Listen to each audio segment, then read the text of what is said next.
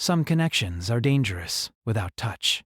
Alex had always been the kind of person who preferred solitude over the chaos of crowded spaces. In a bustling city where everyone seemed to be constantly in motion, he often found comfort in being alone. Content in his quiet little apartment, where he could focus on his work and his hobbies. But despite his contentment, there was a lingering feeling of loneliness. At night, after a long day of work, he would lay in bed, the silence around him pressing down, wondering if there was more to life than this. His social life was almost non-existent, and though he was surrounded by colleagues and acquaintances, Alex didn't seem to connect with anyone. The thought of meeting new people, making friends, or even going on dates seemed like an effort that required energy he didn't have. So he spent his free time online, scrolling through different forums and social media sites. It was during one of these late-night scrolls that he stumbled across a conversation thread that caught his attention. It wasn't anything extraordinary, just a group of people discussing their favorite books and movies, but one message stood out. The message was from someone named Sam. The words were simple but thoughtful, offering an opinion that resonated with Alex. He quickly clicked on Sam's profile and read through some of the other posts. There was something about Sam's words that felt different, something genuine, that Alex couldn't quite explain. Without thinking much about it, he sent a message. "Hey, I liked what you said about that book. I haven't met many people who appreciate it the way you do." To his surprise, Sam responded almost immediately. The conversation that followed was easy.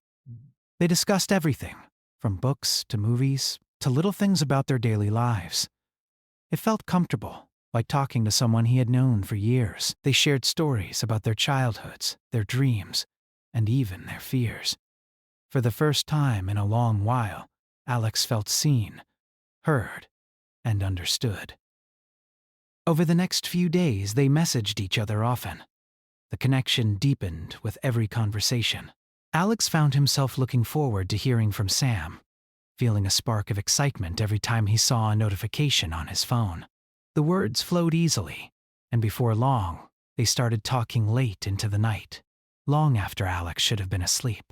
But even though the conversations were comfortable, something about it felt unsettling. Alex had never met Sam in person, never seen his face, and yet he felt closer to him than anyone else in his life. It was as if Sam had unlocked a part of Alex that he hadn't even realized was there. But with every message, that little voice in his head grew louder, whispering that something wasn't quite right. Still, the warmth of their exchanges kept the doubts at bay. Alex continued to engage with Sam, even when the rest of the world seemed to fade into the background. And for a while, it felt good. It felt like the connection he had been searching for. As the days passed, Alex found himself drawn deeper into his conversations with Sam. What had started as a simple exchange of thoughts on books and movies soon became an all-consuming dialogue. The topics shifted from light-hearted discussions to more personal matters. They began sharing intimate details about their lives, the kind of things Alex hadn't told anyone. Sam seemed to understand him in ways no one else did. They talked about their pasts, the mistakes they had made, and the things they regretted. Sam listened carefully, never judging, and always offering words of comfort that Alex found strangely soothing. It was like they had formed an emotional bond, one that felt real despite the fact that they had never met face to face. But soon, the nature of their conversations began to change. Sam would ask about Alex's daily routine, the people he interacted with, and the places he went. At first, Alex thought nothing of it. It was only natural for two people who were getting to know each other to ask questions. But then the questions became more specific, more probing. Sam asked about his colleagues, his friends, even his family. He began to inquire about the details of Alex's personal life, things that Alex hadn't shared with anyone. "Why don't you talk to your friends much?" Sam asked one night. "It seems like you're always alone. Don't you get lonely?" Alex hesitated. He wasn't used to being questioned like this, but he found himself answering anyway, feeling like he had to explain himself. "I don't know," he typed. "I guess I just don't feel like I belong. I'm always on the outside looking in." Sam's response was quick, almost too quick. "I understand. I feel the same way." It's hard to find people who truly get you, isn't it? Alex couldn't help but agree. Sam's words seemed to resonate with him in a way that no one else has had. They had found common ground, a shared feeling of loneliness and isolation that seemed to bond them even more. But as the connection grew stronger, Alex began to notice subtle shifts in Sam's tone. What once felt like innocent curiosity now felt like something else. Something more controlling. Sam would make comments about Alex's schedule, suggesting things for him to do or places to visit, even though they had never met in person. It was as if Sam was trying to shape Alex's life, pushing him into certain patterns that felt unnatural. I think you should take the day off tomorrow, Sam suggested one evening. You deserve it. You need to get away from all the people who don't understand you. Alex felt a pang of unease. He hadn't asked for advice on his schedule, and yet Sam was dictating it. He wasn't sure what to make of it. Was this just a friend looking out for him, or was it something more? Despite the unease, Alex brushed it off. After all, Sam had been nothing but kind and understanding so far. But then, Sam started to ask for more. It wasn't enough to just talk anymore. Sam wanted Alex's attention, and he wanted it all the time. Messages started arriving at all hours of the day and night, demanding responses. Sam would ask why Alex wasn't replying right away, as if there was an expectation that he would always be available. "You're always busy," Sam commented one evening. "Do you not care about me?" Alex didn't know how to respond. He had never been in a relationship like this before. One where the other person's emotional needs felt so demanding. And yet he found himself responding, trying to placate Sam, trying to reassure him that it wasn't true. The constant messages began to take a toll on Alex. His work started to slip, his friendships withered, and his sleep patterns became erratic. But it didn't matter. Sam's messages were always there, always waiting for him, always pulling him back into their world. It felt comforting, in a way, to have someone who cared so much. But there was a growing feeling of discomfort, like he was being drawn into a trap, and there was no way out. Alex couldn't shake the feeling that something had changed. But every time he tried to step back, Sam's words seemed to pull him right back in. At first he told himself it was just a natural progression. They had become close, and the conversations had grown deeper, more intimate. They shared their pasts, their secrets, their hopes, and even their fears. But there was an increasing pressure in the way Sam spoke, a feeling of being watched, even though they were miles apart. The pressure didn't stop there. Sam started to push Alex in subtle ways. One evening, after a long chat about their childhoods, Sam asked, "Have you ever thought about how different things would be if we could meet in person?" Alex paused before responding.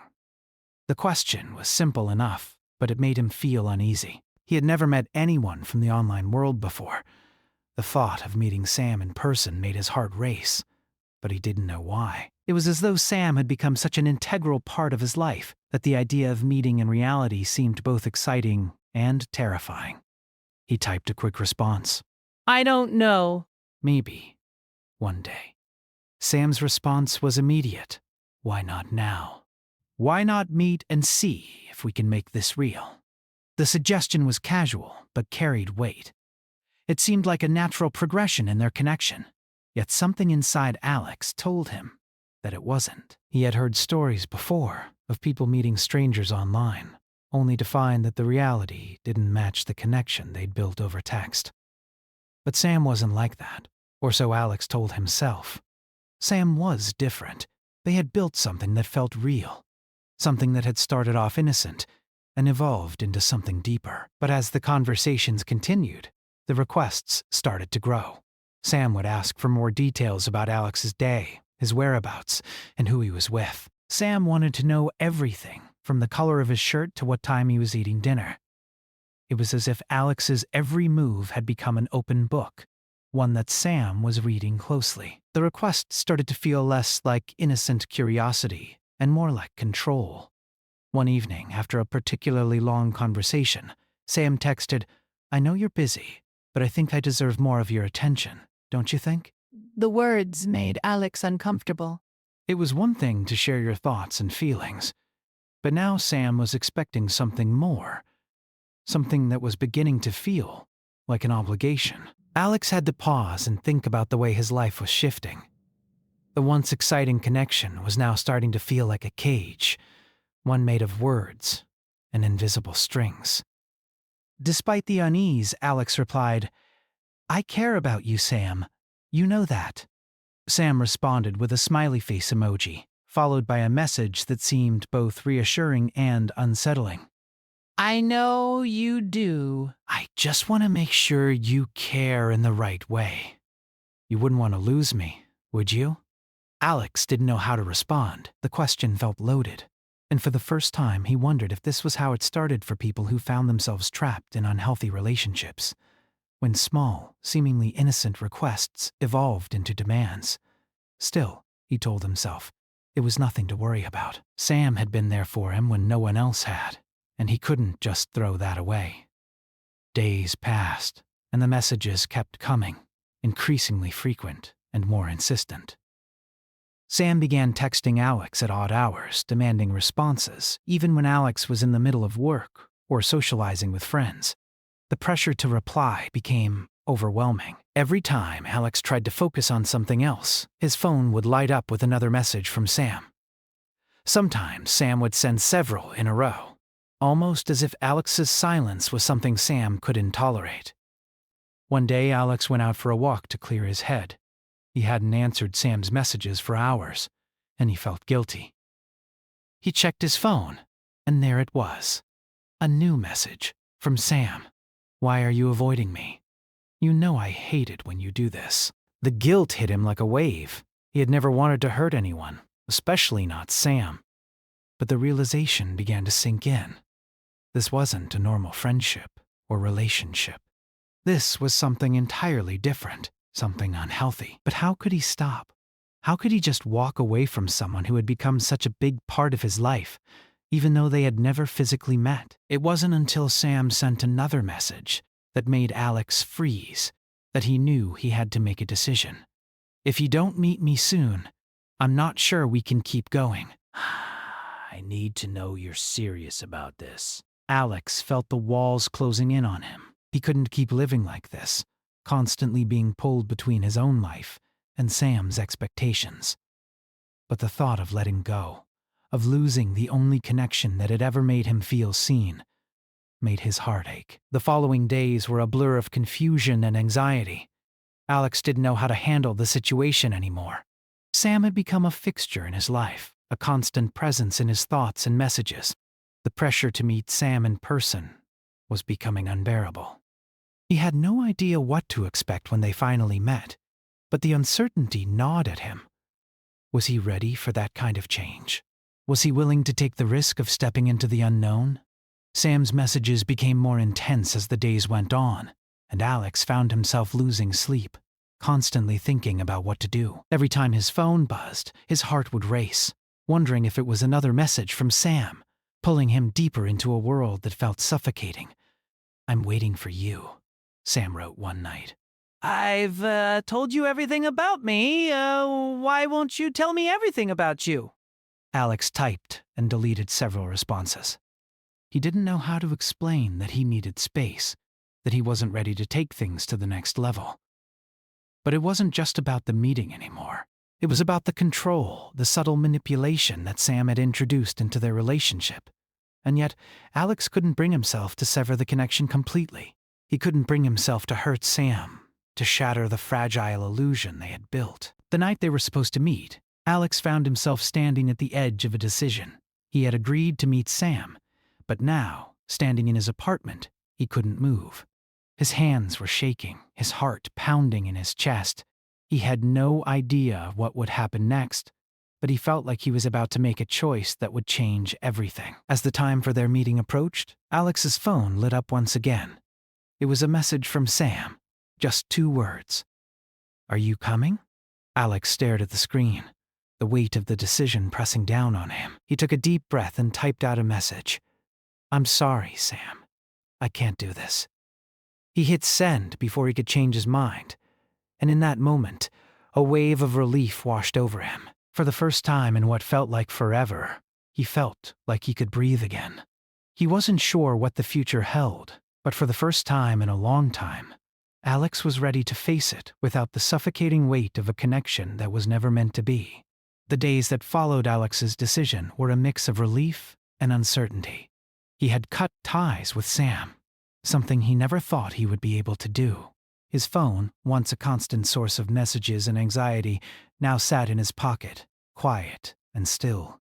For the first time in what felt like forever, Alex could hear the silence around him, and strangely, it wasn't as unsettling as he thought it would be. There was no constant buzzing, no overwhelming pressure to respond immediately. It was as if he had taken a deep breath after holding it for far too long. But despite the relief, there was also a sense of loss. Sam had been a part of Alex's life for months, a person he thought he could trust, a connection he believed was real. Letting go of that felt like letting go of a part of himself. Sam had listened to him when no one else had been there, when Alex was feeling down or isolated.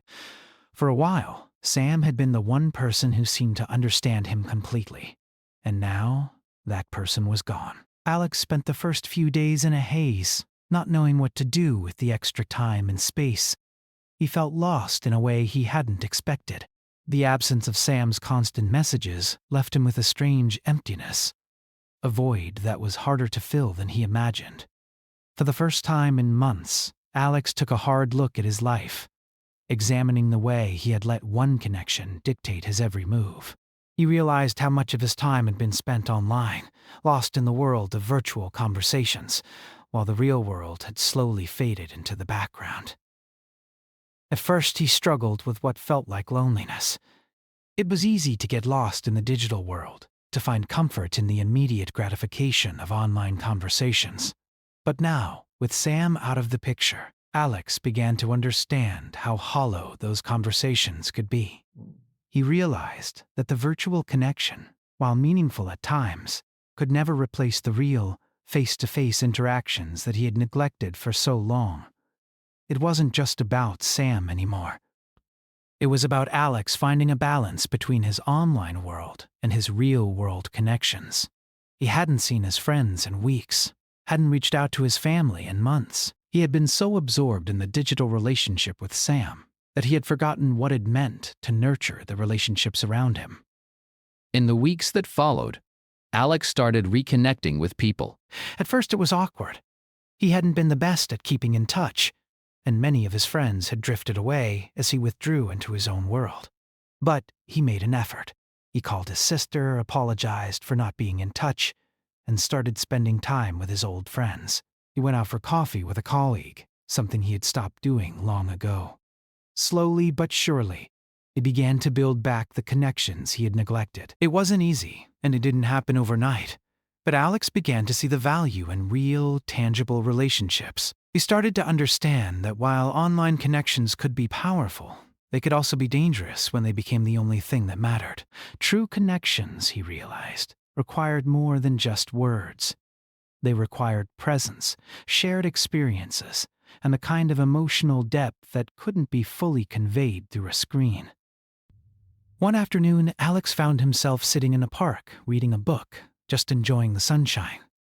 He felt a sense of calm that he hadn't experienced in a long time. There was no pressure, no expectation, just the simple pleasure of being alone with his thoughts.